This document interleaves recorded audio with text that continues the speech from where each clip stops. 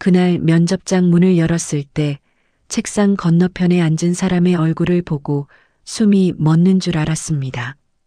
20년 전 내가 단 한 장의 종이로 인생을 뒤바꿔버렸던 그 젊은이가 지금은 정장을 말끔하게 차려입고 내 앞에 앉아 있었습니다. 나는 그를 한눈에 알아봤지만 그는 나를 바로 알아보지 못하는 것처럼 보였습니다. 아니, 어쩌면 모른 척하고 있었는지도 모릅니다. 면접관석에는 그 외에 두 사람이 더 있었지만 내 눈에는 오직 그 사람만 보였습니다. 손에 쥔 이력서가 떨렸고 목소리가 제대로 나오지 않았습니다. 20년 만의 재회가 이런 모습일 줄은 꿈에도 몰랐습니다. 한때 나는 고용주였고 그는 일용직 노동자였습니다. 그런데 지금 나는 구직자이고 그는 이 회사의 대표이사였습니다. 세월이 우리의 자리를 완전히 뒤바꿔 놓은 것입니다. 어린 시절부터 나는 건설업에서 일했습니다. 아버지를 따라 현장에 나가기 시작한 것이 16살 때였고 25이 되었을 때는 작은 하청업체 하나를 운영할 수 있게 되었습니다. 당시만 해도 건설 경기가 좋았고 일거리는 끊이지 않았습니다. 나는 야심이 있었습니다. 언젠가는 큰 건설회사를 차리겠다는 꿈을 안고 매일 새벽같이 현장에 나갔습니다. 일용직 노동자들을 고용해서 일을 시키고 공사를 따내고 돈을 벌었습니다. 그때만 해도 세상이 내 편인 것처럼 느껴졌습니다. 그가 처음 우리 현장에 나타난 건 한여름이었습니다. 22살쯤 되어 보이는 젊은이가 작업복을 입고 인부들 틈에 섞여 있었습니다. 인사를 정확하게 했고 눈빛이 또렷했습니다. 처음 보는 얼굴이라 어디서 왔느냐고 물었더니 고향에서 올라와 일자리를 구하고 있다고 했습니다. 대학을 다니다가 집안 사정으로 그만뒀고 돈을 모아서 다시 학업을 이어가고 싶다고 했습니다. 그 말을 들었을 때 나는 속으로 피식 웃었습니다. 건설 현장에서 일하면서 다시 학교에 간다는 사람을 많이 봤지만 실제로 그렇게 한 사람은 거의 본 적이 없었기 때문입니다. 하지만 그는 달랐습니다. 첫날부터 묵묵히 일했고 불평하지 않았습니다. 새벽 6시에 나와서 저녁 6시까지 꼬박 일했습니다. 쉬는 시간에도 구석에 앉아 책을 폈습니다. 무슨 책이냐고 물으니 건축기사 자격증 준비를 하고 있다고 했습니다. 그 모습이 인상적이어서 나는 그를 다른 일용직보다 조금 더 챙겨줬습니다. 점심때 국밥집 식사비를 내줄 때도 그에게는 반찬을 하나 더 시켜줬고 비가 오는 날에는 일찍 들어가도 된다고 했습니다. 그는 항상 고맙다는 인사를 빠뜨리지 않았습니다. 그렇게 석 달쯤 지났을 무렵 그는 기사 자격증 시험에 합격했다고 말했습니다. 현장 사무실로 찾아와 조심스럽게 합격증을 보여줬습니다. 이제 정식 기술직으로 일할 수 있으니 혹시 회사에서 정규직으로 채용할 수 있는지를 물었습니다. 나는 잠시 생각했습니다. 그때 우리 회사는 인력이 부족했고 자격증을 가진 젊은 인력이 필요하던 시기였습니다. 그래서 나는 그를 정규직으로 채용했습니다. 월급은 많지 않았지만 그는 만족스러운 표정으로 악수를 청했습니다. 그는 정규직이 된 뒤로도 성실했습니다. 현장에서 누구보다 먼저 나오고 늦게까지 남았습니다. 도면을 읽는 능력이 뛰어났고 문제가 생기면 스스로 해결책을 찾아냈습니다. 발주처 담당자들도 그를 좋아했습니다. 일 처리가 정확하고 태도가 바르다는 평가를 여러 번 들었습니다. 나는 그가 회사에 큰 도움이 된다고 생각했습니다. 어느 날 저녁 회식 자리에서 내가 그에게 물었습니다. 앞으로 뭘 하고 싶으냐고. 그는 조금 머뭇거리다가 대답했습니다. 언젠가는 건축 설계를 공부해서 사람들에게 필요한 공간을 만드는 사람이 되고 싶다고 했습니다. 그 말을 듣고 나는 격려의 말을 건넸습니다. 하지만 속으로는 그저 젊은이의 허황된 꿈이라고 생각했습니다. 문제는 그 다음해 봄부터 시작되었습니다. 우리 회사가 따낸 중형 아파트 현장에서 설계 변경이 필요한 상황이 생겼습니다. 구조 보강 문제였는데 발주처에서는 추가 비용을 주지 않겠다고 했습니다. 나는 원래 설계대로 밀어붙이려 했습니다. 어차피 준공 검사만 통과하면 그만이라고 생각했습니다. 그런데 그가 사무실로 찾아와 조심스럽게 말했습니다. 이 부분은 안전에 문제가 생길 수 있으니 꼭 보강을 해야 한다고 했습니다. 비용이 더 들더라도 제대로 해야 나중에 문제가 없다고 했습니다. 나는 그 말을 듣고 불쾌했습니다. 겨우 몇 년 일한 사람이 사장인 나에게 이래라 저래라 한다는 생각이 들었습니다. 그래서 차갑게 대답했습니다. 현장 일은 내가 알아서 할 테니 신경 쓰지 말라고 했습니다. 그는 한 번 더 말했습니다. 하지만 안전은 타협할 수 없는 부분 아니냐고 했습니다. 그 말에 나는 목소리를 높였습니다. 내가 사장이냐, 내가 사장이냐고 소리쳤습니다.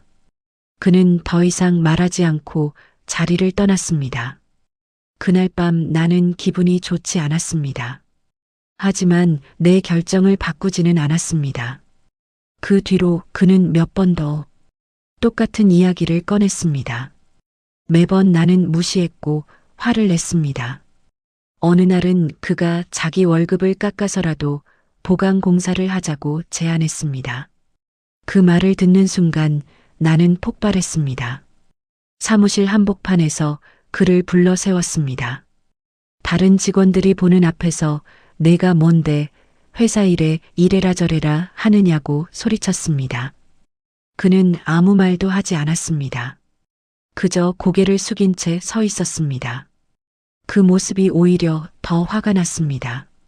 그래서 나는 그 자리에서 결정을 내렸습니다. 당장 나가라고 했습니다. 해고 통보였습니다. 그가 고개를 들었습니다. 눈빛에는 놀라움과 배신감이 섞여 있었습니다. 왜냐고 물었습니다. 나는 이유를 대지 않았습니다. 그냥 나가라고만 했습니다. 그는 한참을 서 있다가 천천히 사물함으로 갔습니다. 자기 물건을 챙겼습니다. 다른 직원들은 아무도 말을 걸지 못했습니다. 그가 문을 나서기 직전에 나를 돌아봤습니다. 한마디를 남겼습니다. 언젠가 이 선택을 후회하실 겁니다. 그리고 문을 닫고 나갔습니다. 나는 그 말을 비웃었습니다. 건방진 젊은이가 무슨 협박이냐고 중얼거렸습니다. 그가 문을 닫고 나간 뒤 사무실에는 이상할 만큼 고요가 남았습니다. 나는 의자에 등을 깊이 기대고 천장을 한참 올려다봤습니다. 막상 해고를 해놓고 나니 속이 시원할 줄 알았는데 전혀 그렇지 않았습니다. 오히려 설명하기 어려운 불쾌감이 가슴 아래쪽에 남아 있었습니다. 그럼에도 나는 애써 스스로를 납득시키려 했습니다. 사업은 감정으로 하는 게 아니라고, 결단력 없는 사장은 회사를 망친다고, 지금 내가 한 선택은 어쩔 수 없는 판단이었다고 말입니다. 며칠 동안 나는 일부러 그를 떠올리지 않으려 애썼습니다. 현장에 나가 소리를 질렀고 공정표를 더 빡빡하게 짰으며 사람들에게 더 강하게 지시했습니다. 겉으로는 예전과 다를 바 없었습니다. 아니, 오히려 더 단단해진 사장처럼 보였을지도 모릅니다. 하지만 밤이 되면 달랐습니다. 술잔을 기울이다 보면 그가 마지막으로 나를 보던 눈빛이 떠올랐습니다. 그 눈빛에는 분노도 원망도 없었습니다. 그저 단념한 사람의 눈이었습니다. 그 사실이 나를 더 불편하게 만들었습니다. 나는 그때까지도 몰랐습니다. 그를 해고한 순간이 내 인생의 방향을 이미 틀어버린 시점이었다는 것을. 그가 떠난 뒤 현장은 계획대로 진행되었습니다. 보강 공사는 하지 않았습니다. 준공 검사도 무사히 통과했습니다. 나는 그가 쓸데없이 걱정했다고 생각했습니다. 공사비를 아낄 수 있었고 일정도 맞출 수 있었습니다. 회사는 그럭저럭 돌아갔습니다. 하지만 마음 한구석이 불편했던 것은 사실입니다. 그를 내쫓은 날의 눈빛이 가끔 떠올랐습니다. 하지만 나는 그 기억을 애써 지우려 했습니다. 사업에는 냉정함이 필요하다고 스스로를 합리화했습니다. 그로부터 3년쯤 지났을 때였습니다. 그 아파트 단지에서 문제가 터졌습니다. 균열이 발견된 것입니다. 정확히 그가 경고했던 부분이었습니다. 입주민들이 집단으로 민원을 넣었고 언론에도 보도되었습니다. 구청에서 정밀 안전 진단 명령이 떨어졌습니다. 조사 결과 구조 보강 미비가 원인으로 지적되었습니다. 보수 비용이 천문학적으로 나왔습니다. 회사 자금으로는 감당할 수 없는 금액이었습니다. 소송도 여러 건 걸렸습니다.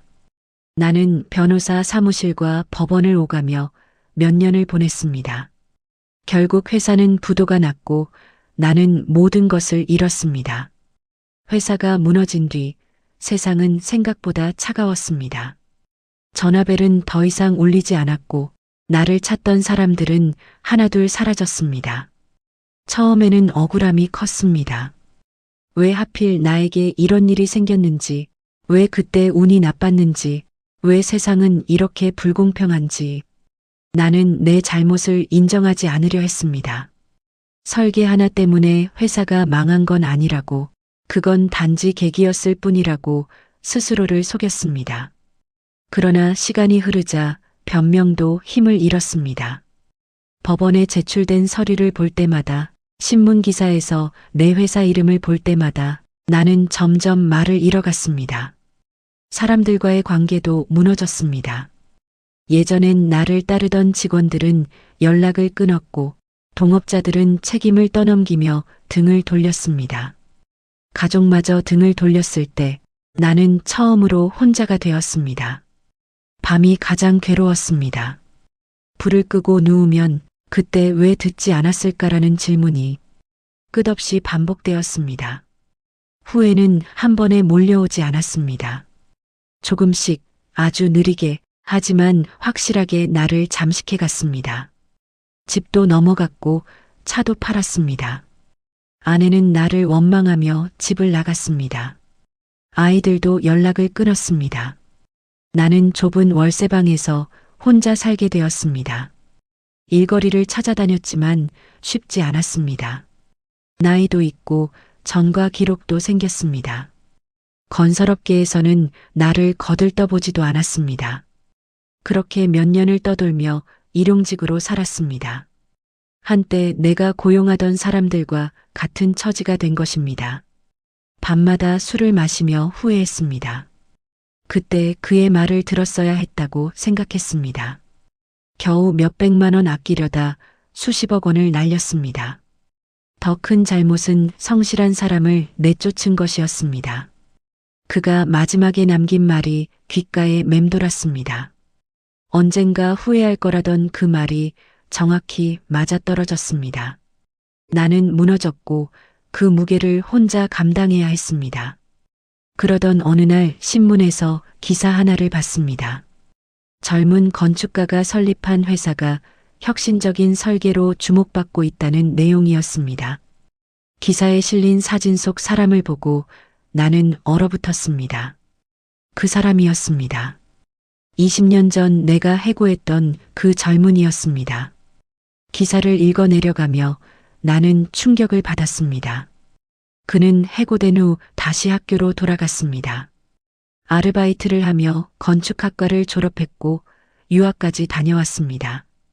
귀국 후 작은 설계 사무소를 차렸고 안전과 실용성을 강조한 설계로 이름을 알렸습니다. 지금은 중견 건설사로 성장해서 여러 프로젝트를 진행하고 있다고 했습니다. 나는 그 기사를 오래 들여다봤습니다. 감정이 복잡했습니다. 부러움, 부끄러움, 후회가 뒤섞였습니다. 그가 옳았습니다. 나는 틀렸습니다. 세월이 그 사실을 증명했습니다.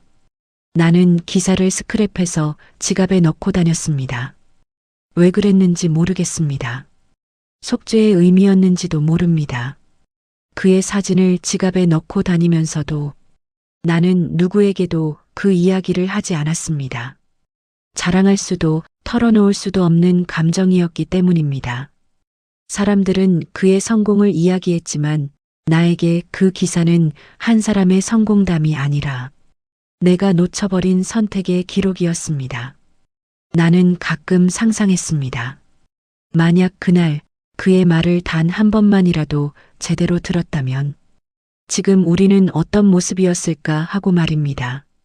그 상상은 언제나 같은 결론으로 끝났습니다. 나는 그를 믿지 않았고 그 결과를 온전히 감당하고 있다는 사실.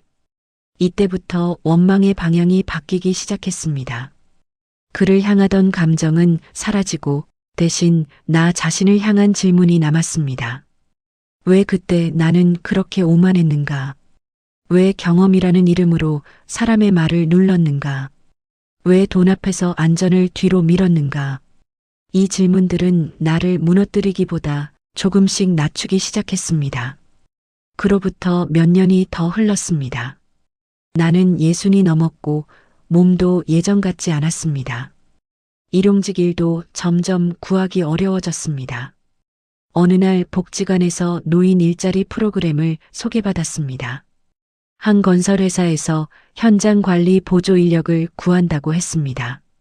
나이가 있어도 경력이 있으면 지원할 수 있다고 했습니다. 나는 이력서를 냈습니다. 면접 통지를 받았습니다. 면접 날 아침 나는 오래된 양복을 꺼내 입었습니다. 구김이 많이 갔지만 다림질을 했습니다. 거울을 보니 낯선 노인이 서 있었습니다. 주소를 찾아 회사로 갔습니다. 생각보다 큰 건물이었습니다. 로비에는 그 회사가 수행한 프로젝트 사진들이 걸려 있었습니다. 안내를 받아 면접실로 들어갔습니다. 그리고 그 순간 시간이 멈췄습니다. 책상 가운데 앉아 있는 사람이 그 사람이었습니다. 20년이 흘렀지만 한눈에 알아볼 수 있었습니다. 이제는 얼굴에 주름이 생겼지만 눈빛은 그대로였습니다.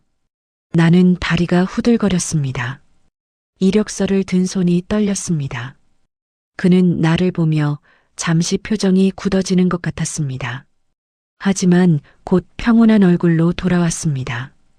앉으라는 손짓을 했습니다. 면접이 시작되었습니다. 옆에 앉은 인사팀 직원이 질문을 했습니다.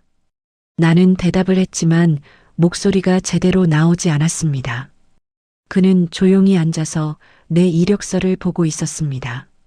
한참 후 그가 입을 열었습니다. 건설 현장 경력이 오래되셨네요. 어떤 회사에서 일하셨습니까? 나는 떨리는 목소리로 대답했습니다. 작은 하청업체를 운영했다고 했습니다. 이름을 대자 그가 고개를 끄덕였습니다. 알고 있다는 표정이었습니다. 그리고 그가 물었습니다. 일하시면서 가장 후회되는 일이 있으시다면 무엇입니까? 나는 숨이 막혔습니다. 이 질문에 어떻게 대답해야 할까요? 거짓말을 할 수는 없었습니다. 나는 한참을 망설이다가 천천히 입을 열었습니다. 젊었을 때 안전보다 이익을 우선시한 적이 있습니다. 그리고 그 사실을 지적한 직원을 해고한 적이 있습니다. 그것이 제 인생 최대의 실수였습니다. 면접실이 조용해졌습니다. 그는 나를 가만히 바라봤습니다. 긴 침묵이 흘렀습니다. 그러다 그가 말했습니다. 그 직원은 어떻게 되었습니까? 나는 고개를 숙였습니다. 모릅니다. 하지만 나보다 훨씬 나은 삶을 살았을 거라 믿습니다. 그는 아무 말도 하지 않았습니다. 면접은 그렇게 끝났습니다. 나는 인사를 하고 밖으로 나왔습니다. 합격할 거라고는 생각하지 않았습니다. 그저 20년 만에 그를 다시 만난 것만으로도 충분한 벌을 받은 것 같았습니다. 집으로 돌아와 며칠을 멍하니 보냈습니다. 그런데 일주일 후 전화가 왔습니다. 합격했다는 통보였습니다. 첫 출근 날 나는 일찍 회사에 도착했습니다. 오리엔테이션을 받고 현장 배치를 기다렸습니다. 점심시간쯤 누군가 나를 찾았습니다. 대표이사실로 오라는 정갈이었습니다. 나는 떨리는 마음으로 엘리베이터를 탔습니다. 비서가 안내해서 안으로 들어갔습니다. 그가 창가에 서 있었습니다. 뒤돌아보며 말했습니다. 앉으세요. 나는 조심스럽게 의자에 앉았습니다. 그가 책상 앞에 앉으며 입을 열었습니다. 사장님을 기억합니다. 20년 전 저를 해고하셨죠. 나는 고개를 숙였습니다. 죄송합니다. 그 말밖에 할 수 없었습니다. 그는 잠시 침묵하다 말을 이었습니다. 처음에는 원망했습니다. 억울했습니다. 하지만 시간이 지나면서 깨달았습니다. 그 일이 저를 더 강하게 만들었다는 걸요. 그는 차 한 잔을 내밀었습니다. 저는 그 뒤로 다시는 똑같은 실수를 하지 않겠다고 다짐했습니다. 안전을 최우선으로 하는 회사를 만들겠다고 결심했습니다. 그게 지금 이 회사의 시작이었습니다. 나는 차를 받아들며 울컥하고 있었습니다. 그가 계속해서 말했습니다. 사장님께서 면접에서 하신 말씀 진심이셨습니까? 나는 고개를 들어 그를 똑바로 봤습니다. 진심이었습니다. 그동안 매일 후회하며 살았습니다. 그가 고개를 끄덕였습니다. 그럼 이 회사에서 그 후회를 조금이나마 갚아보시면 어떻겠습니까? 저희는 안전을 지키는 사람이 필요합니다. 경험 많은 분이 현장에서 후배들을 가르쳐 주신다면 큰 도움이 될 겁니다. 나는 믿을 수 없다는 표정으로 그를 봤습니다. 왜 저를 받아주십니까? 그는 잠시 생각하다 대답했습니다. 부처님 말씀에 이런 구절이 있습니다. 원한은 원한으로 풀리지 않고 오직 용서로만 풀린다고 하셨습니다. 저는 오래전 절에 다니면서 그 말씀을 배웠습니다. 사장님을 용서하지 못하면 그 무게는 제가 평생 짊어지고 가야 합니다. 저는 그 짐을 내려놓고 싶었습니다. 그리고 사람은 변할 수 있다고 믿습니다. 면접 때 보니 사장님은 진심으로 뉘우치고 계셨습니다. 그것만으로 충분합니다. 나는 그 자리에서 결국 울었습니다. 한참을 울다가 고개를 숙여 말했습니다. 감사합니다. 남은 인생 이 은혜를 잊지 않겠습니다. 그는 조용히 미소 지었습니다. 은혜랄 것까지는 없습니다. 그저 함께 좋은 건물을 만들어 갑시다. 그 뒤로 나는 현장 안전관리 보조로 일하기 시작했습니다. 젊은 직원들에게 과거의 실수 사례를 공유하며 안전의 중요성을 가르쳤습니다. 내가 저질렀던 잘못을 반복하지 말라고 당부했습니다. 일하면서 그 대표를 자주 봤습니다. 그는 항상 현장을 직접 확인했고 작은 문제도 놓치지 않았습니다. 직원들을 존중했고 안전 수칙을 철저히 지켰습니다. 내가 젊었을 때 배웠어야 할 모습이었습니다. 어느 날 그가 현장에 왔을 때 나에게 물었습니다. 요즘 어떠십니까? 나는 대답했습니다. 20년 만에 처음으로 떳떳하게 일하고 있습니다. 그가 고개를 끄덕이며 말했습니다. 저도 사장님 덕분에 배운 게 있습니다. 사람을 함부로 대하면 안 된다는 것, 그리고 진심은 언젠가 통한다는 것을요. 우리는 서로를 바라보며 조용히 웃었습니다. 부처님께서는 이렇게 말씀하셨습니다. 업은 사라지지 않고 반드시 돌아온다고 하셨습니다. 내가 남에게 행한 일은 언젠가 같은 모양으로 나에게 돌아온다고 하셨습니다. 나는 그 말씀을 온몸으로 경험했습니다. 내가 함부로 대했던 사람 앞에 무릎 꿇게 되는 순간 그것이 바로 인과응보였습니다. 하지만 부처님께서는 진심으로 뉘우치고 다시 시작하는 사람에게는 새로운 길이 열린다고 하셨습니다. 마음 선방은 과거의 잘못을 안고 살아가는 어르신들과 함께하고 싶습니다. 혹시 젊은 시절 누군가에게 상처를 준 기억이 있다면 그 후회를 안고만 계시지 말고 지금이라도 진심으로 뉘우치시길 바랍니다. 용서는 상대를 위한 것이 아니라 나 자신을 자유롭게 하는 길입니다. 오늘 이야기가 마음에 남으셨다면 구독 버튼을 눌러주시고 다른 어르신들께도 함께 해주시기 바랍니다. 어르신들의 구독이 더 많은 분들께 위로를 전하는 힘이 됩니다. 오늘도 평안하시길 기원합니다. 고맙습니다.